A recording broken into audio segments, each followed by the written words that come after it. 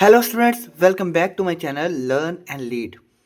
आज हम एक नया टॉपिक और बहुत ही इम्पोर्टेंट टॉपिक जो बच्चों को बहुत ज़्यादा मुश्किल पता नहीं क्यों लगता है यार, लॉ ऑफ एक्सपोनेंट।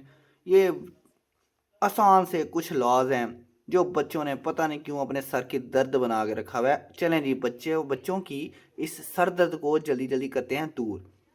बेसिक से स्टार्ट करता हूँ और पहले लॉ से स्टार्ट करता हूँ। Law number 1। गौर से सुनना है, गौर से सुनना है। ये मेरी वीडियो आपको एक्सप्लेन जब मैं करूँगा ना, क्या पता थोड़ा लंबा एक्सप्लेन करूँ, लेकिन मेरी वीडियो देखने के बाद लॉ ऑफ एक्सपोनेंट के बारे में डाउट नहीं रहेगा आपको, ये याद रखना है। ठीक हो गया।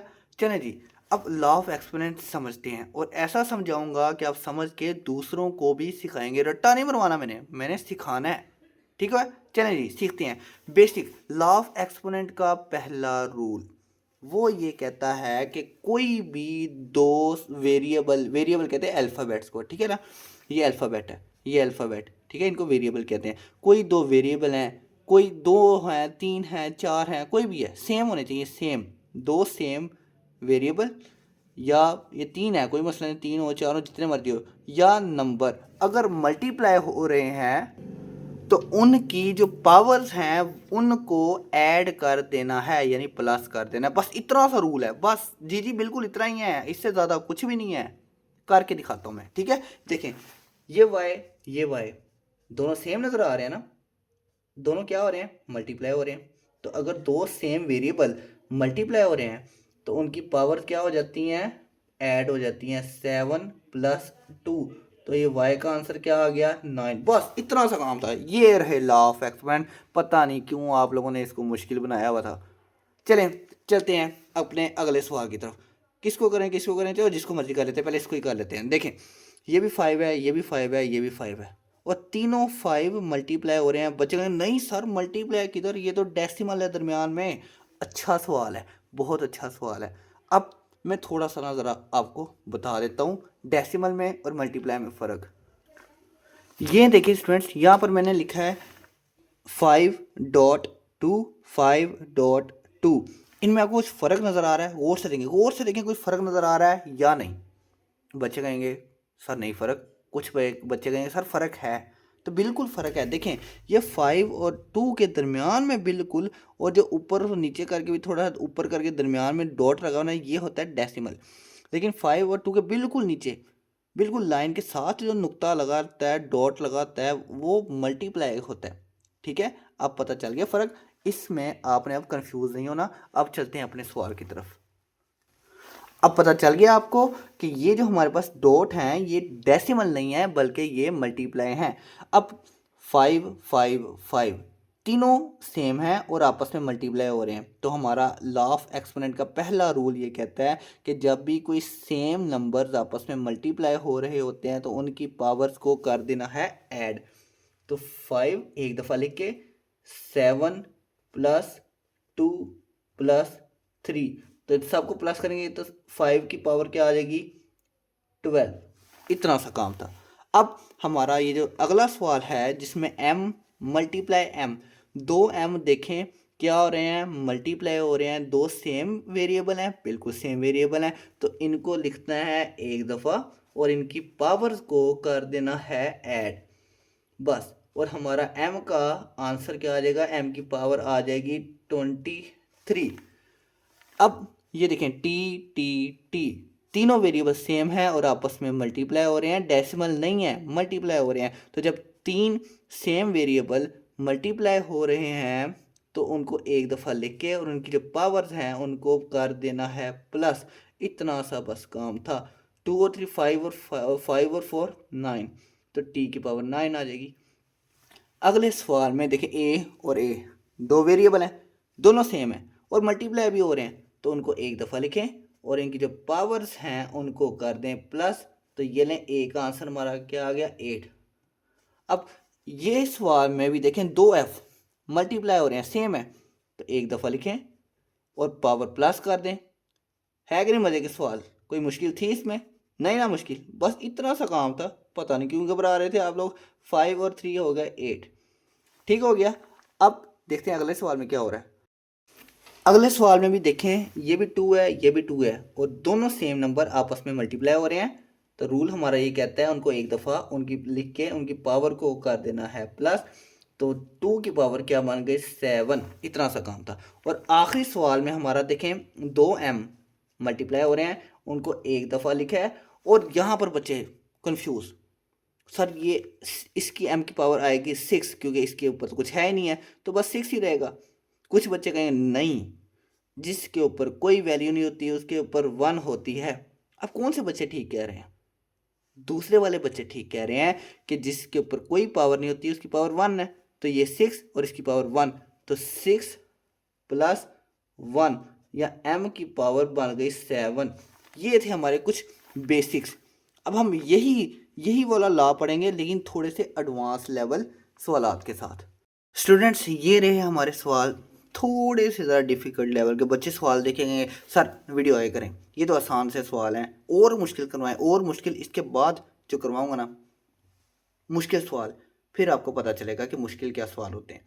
इनको जल्दी जल्दी करते हैं टाइम वेस्ट किए बगैर। उसी तरह काम है, एक्स एक्स एक्स तीनों सेम नज़र आ रहे हैं और मल्टीप्लाई हो रहे हैं, तो इनकी पावर को कर देना है प्लस। एक दफ़ा एक्स लिखे, ये 0 है तो 0 लिख दें, प्लस 2 प्लस 4, 4 और 2 6, 6 में 0 प्लस करेंगे तो 6 ही रहेगा। तो आंसर आ गया एक्स की पावर 6। इस सवाल में डब्ल्यू डब्ल्यू डब्ल्यू, 3 डब्ल्यू आपस में मल्टीप्लाई हो रहे हैं, तो उसको एक दफ़ा लिख के पावरों को कर देना, ऐड 3 प्लस 0 प्लस 4, 3 प्लस 0 3 और 3 प्लस 4 7, तो डब्ल्यू का आंसर 7 आ जाएगा। 5 5 मल्टीप्लाई हो रहे हैं, इनको एक दफ़ा लिखें और इनकी पावर को कर दें ऐड, 0 प्लस 4 4 ही आएगा आंसर। यहाँ पर एक्स एक्स एक्स 3 दफ़ा मल्टीप्लाई हो रहे हैं, एक दफ़ा लिखें, पावर्स को कर देना है प्लस। ठीक हो गया, 3 टू 5, 5 और 6 11, ये नहीं। पी तीनों पी आपस में मल्टीप्लाई हो रहे हैं, एक दफ़ा लिखें और इनके पावर को कर देना है प्लस। इतना सा काम था। तो पी का आंसर क्या आएगा 2 और 3, 3 और 4 7। यहाँ पर दो के आपस में मल्टीप्लाई हो रहे हैं, इनको एक दफ़ा लिख के और करना ये है पावर को कर देना है ऐड। तो हमारा के का आंसर क्या आ गया 1 और 4 5। यहाँ पर देखें students, X Y multiply X Y, देखें ये एक एक्स कैसे सोल्व करना है गौर से देखना है। ये एक एक्स है और यहाँ पर ये भी एक्स है, ये आपस में क्या हो रहे हैं, पहले एक्स को सोल्व कर लेना।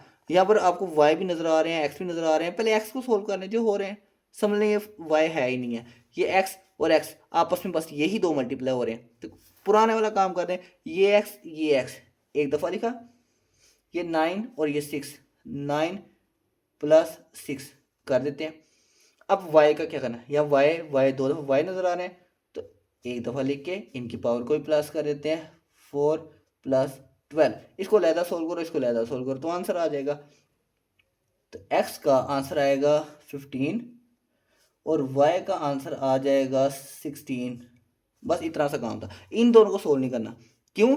क्योंकि ये दोनों सेम वेरिएबल है ही नहीं है, ये x है और ये y है। अगर ये x होता ये भी x होता तो सोल्व कर सकते थे, या ये y होता ये y होता तो सोल्व कर सकते थे। इसी तरह का ये सवाल है। देखें ये m को और m को पहले सोल्व कर लेते हैं। 2m आपस में मल्टीप्लाई हो रहे हैं, एक दफ़ा m लिख के पावर को कर देना है प्लस 13 प्लस 7। अब ये n और n आपस में मल्टीप्लाई हो रहे हैं, मल्टीप्लाई का साइन डालना है डाल दो, नहीं डालना कोई मसला नहीं है। वेरिएबल के दरमियान में कोई साइन ना भी होना तो मल्टीप्लाई ही होते हैं, ठीक है, लेकिन हम डाल देते हैं ताकि बच्चे कंफ्यूज ना हो।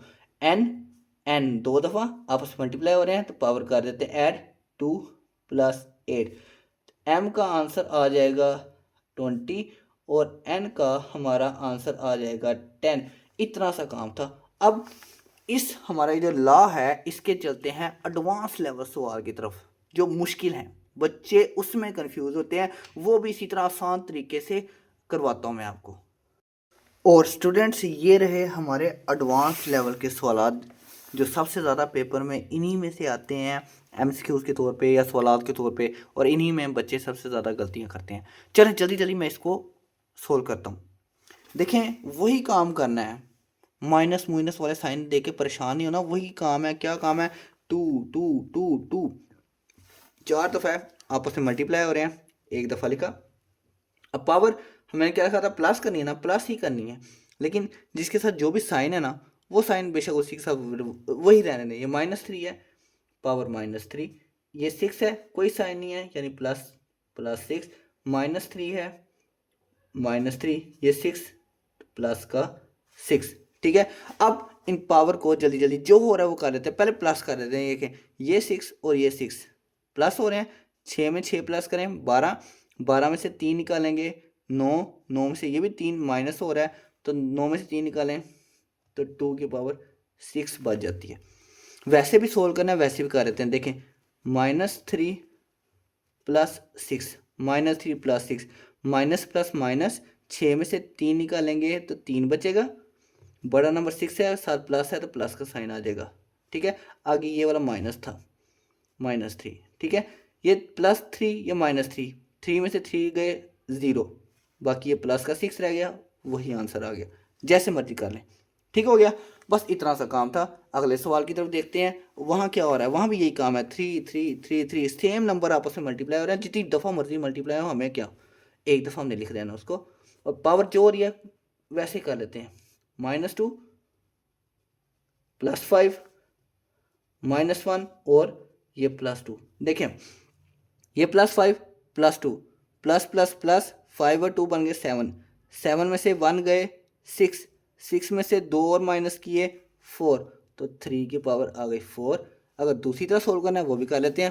पहले दो ले लेते हैं नंबर, -2 +5, माइनस प्लस माइनस, 5 में से 2 निकाल ले 3, बड़ा नंबर 5 था, पीछे प्लस है, इसके पीछे प्लस आएगा। अगला नंबर लेते हैं -1, प्लस माइनस माइनस, 3 में से 2 निकाल ले 2 बच गए। ठीक है, अगला नंबर लेते हैं +2, 2 और 2 बन गए 4, तो ये 3 की पावर 4 आया हुआ है। ठीक है, जैसे मर्जी कर लें। अब चलते हैं अगले सवाल की तरफ। देखें, यहाँ पर यहाँ 5 है, यहाँ 10 है, दो सेम नंबर नहीं है। अब क्या करें, ये x तो सेम है, ये तो आसानी से हल करेंगे, लेकिन 5 और 10 को कैसे सोल्व करें, बच्चे कंफ्यूज हो जाएंगे। अच्छा देखें, अगर ये x और ये x ना होता तो ये 5 और 10 आपस में क्या हो रहे होने थे, मल्टीप्लाई ना, तो कर दें मल्टीप्लाई। इधर कौन सा कोई नया रूल है कि 5 और 10 के दरमियान में मल्टीप्लाई का साइन है, लेकिन करना इनको प्लस है। तो वही काम है, 5 × 10, तो 5 10 = 50। ठीक हो गया। अब ये x × x, दो सेम नंबर x मल्टीप्लाई हो रहे हैं, एक दफ़ा लिखें और पावर को प्लस कर दें, 3 + 2, तो 50 का आंसर क्या आ गया, x की पावर 5। बस ये भी वही है, 7 × 3 21, ये y × y एक दफ़ा लिखा और पावर को कर दें प्लस, 10 + 4, तो 21 y की पावर 14 हमारा आंसर आ जाएगा। अब चलते हैं अगले सवाल की तरफ। ये भी सवाल स्टूडेंट्स बिल्कुल वैसे ही, लेकिन यहाँ पर एक तरीका और भी है इस सवाल को सोल्व करने का। इस 4 को 2 की पावर 2 बना रहे हैं, लेकिन वो पावर वाला बनाने वाला जो कंसेप्ट है ना, वो अगले लॉज में समझाऊंगा। यहाँ पर सिंपल हम जो पहला लॉ है ना उसी को लेके चलेंगे कि जो दो सेम नंबर है उनकी पावर प्लस करनी है। ठीक है ना, इसको वो दूसरी तरह बनाने की ज़रूरत नहीं है, वो जब अगला लॉ आएगा तब मैं आपको बताऊंगा। चलें वही पुराने वाला काम, 4 × 2 कर दें, 4 2 = 8, a × a, दो सेम नंबर है, एक दफ़ा लिखे, पावर को कर दें प्लस, 3 + 2, तुम्हारा 8 a की पावर 5 आ जाएगा। यहाँ 7 × 2 14, m × m, ये m लिखा और लाइक 2, लेकिन यहाँ माइनस और सॉरी ये 3,